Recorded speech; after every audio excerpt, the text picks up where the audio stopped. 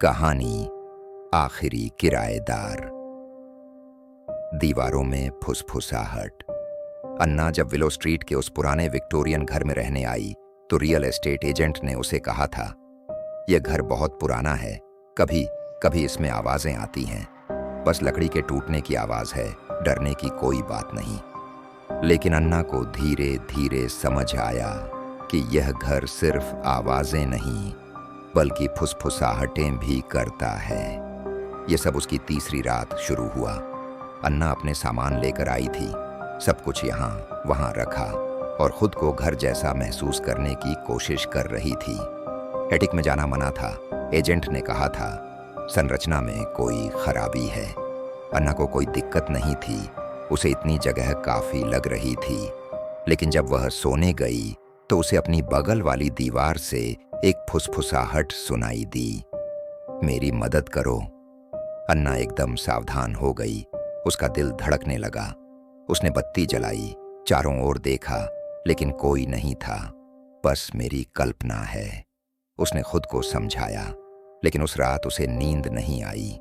दूसरी रात। अगली सुबह अन्ना ने अपनी घबराहट को दूर करने की कोशिश की। वह घर में घूमी, पुराने फर्नीचर और शीशे की खिड़कियों की तारीफ की।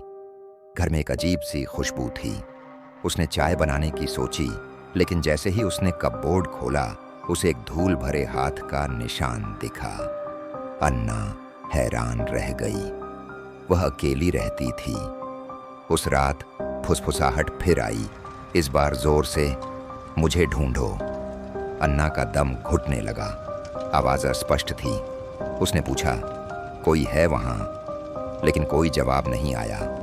वह चादर में छुप गई, लेकिन फुसफुसाहटें और जोरदार हो गईं। मैं यहाँ हूँ, मैं यहाँ हूँ। तीसरी रात। अन्ना अब और नहीं सह पाई। उसने अपने दोस्त मार्क को फोन किया और कहा, मुझे लगता है यह घर भूतहा है। मार्क हंस दिया, तुम बस डर गई हो, पुराने घरों में ऐसा होता है। लेकिन जब मार्क आया तो उसे भी घर का माहौल अजीब लगा। अंदर की हवा बाहर से भी ठंडी थी और एक अजीब सी गंध हवा में तैर रही थी। वे ड्राइंग रूम में बैठे चाय पी रहे थे, तभी फुसफुसाहट फिर शुरू हुई, इस बार छत से। मार्क का चेहरा पीला पड़ गया। क्या तुमने यह आवाज सुनी? अन्ना ने सिर हिलाया, उसके हाथ कांप रहे थे। अन्ना को संदेह हुआ, एजेंट ने मना किया था। मार्क ने कंधे उचकाए, वह यहां नहीं है। वे गलियारे के अंत में एक तंग दरवाजा ढूंढ पाए। ताला लगा था, लेकिन मार्क ने कंधे से धक्का देकर खोल दिया। दरवाजा खुला तो अंदर एक तंग सीढ़ी थी। एटिक में धूल ही धूल थी। मकड़ी के जाले, पुराने सूटकेस और डिब्बे बिखरे पड़े थे। कमरे के बीच में एक पुरानी रॉकिंग चेयर थी जो धीरे धीरे झूल रही थी, हालांकि हवा का एक झोंका भी नहीं था। अन्ना की सांस रुक गई। यहां कोई नहीं है, मार्क ने कहा, लेकिन उसकी आवाज भी कांप रही थी। तभी रॉकिंग चेयर से एक आवाज आई, मुझे ढूंढने के लिए धन्यवाद। अन्ना चीखी। चेयर का झूलना बंद हो गया। हवा और ठंडी हो गई। चौथी रात। मार्क ने अन्ना को घर छोड़ने के लिए कहा, लेकिन अन्ना नहीं मानी। मैंने किराया दिया है, मैं नहीं जाऊंगी, उसने कहा। उस रात अन्ना जागती रही, घर की आवाजें सुन रही थीं, फुसफुसाहटें बंद हो गई थीं, लेकिन चुप्पी और भी डरावनी थी। उसे लगा कोई उसे देख रहा है। आधी रात को उसने सीढ़ियों पर किसी के पैरों की आवाज सुनी, भारी, धीमे, जानबूझकर। अन्ना का दिल धड़कने लगा। उसने मार्क को फोन किया, लेकिन कॉल नहीं हुई।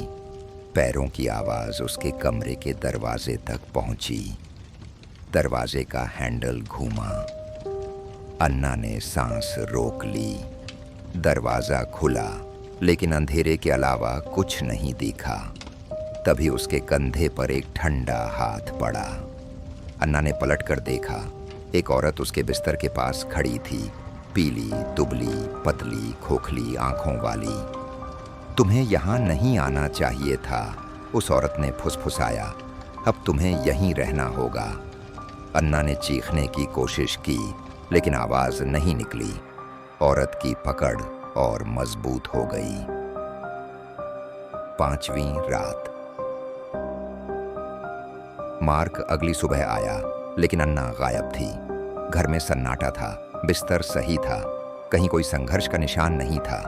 उसने एटिक देखा, लेकिन रॉकिंग चेयर वहीं थी।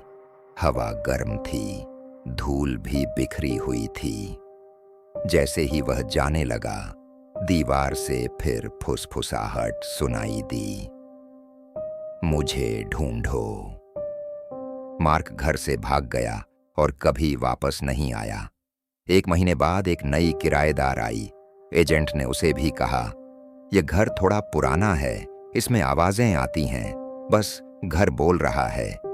लेकिन उसकी तीसरी रात को उसे भी एक फुसफुसाहट सुनाई दी, मेरी मदद करो। और इस तरह चक्र चलता रहा।